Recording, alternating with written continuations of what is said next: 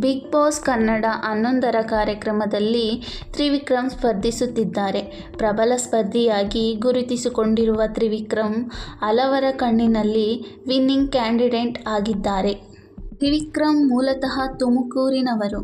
ಗುಬ್ಬಿಯಲ್ಲಿ ಹುಟ್ಟಿ ಬೆಳೆದ ಹುಡುಗ ತ್ರಿವಿಕ್ರಮ್. ತ್ರಿವಿಕ್ರಮ್ ಅವರ ತಂದೆ ತಾಯಿ ಹೆಚ್ಚು ಓದಿಲ್ಲ. ಅಪ್ಪ 40 ವರ್ಷಗಳ ಕಾಲ ಲಾರಿ ಡ್ರೈವರ್ ಆಗಿ ಕೆಲಸ ಮಾಡಿದ್ದವರು. ತಾಯಿ ಗೃಹಿಣಿ. ಕೆಲ ವರ್ಷ ಹಿಂದೆ ತ್ರಿವಿಕ್ರಮ್ ತಂದೆ ವಿಧಿವಶರಾದರು. ನಟ ತ್ರಿವಿಕ್ರಮ್ ವಿದ್ಯಾಭ್ಯಾಸ ಮಾಡಿದ್ದು ತುಮಕೂರಿನಲ್ಲೇ. SES ಹೈಸ್ಕೂಲ್ನಲ್ಲಿ ಶಾಲಾ ಶಿಕ್ಷಣ ಪಡೆದ ತ್ರಿವಿಕ್ರಮ್ ಸರ್ವೋದಯ ಕಾಲೇಜಿನಲ್ಲಿ PUC ಓದಿದರು.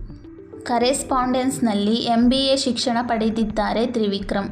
MBA ಮುಗಿದ ಬಳಿಕ 2-3 ತಿಂಗಳ ಕಾಲ ಒಂದು ಕಂಪನಿಯಲ್ಲಿ ತ್ರಿವಿಕ್ರಮ್ ಕೆಲಸ ಸಹ ಮಾಡಿದ್ದರು.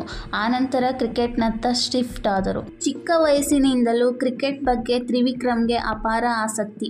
ಕ್ರಿಕೆಟರ್ ಆಗಬೇಕು ಅಂತಲೇ ತುಮಕೂರಿನಿಂದ ತ್ರಿವಿಕ್ರಮ್ ಬೆಂಗಳೂರಿಗೆ ಬಂದರು.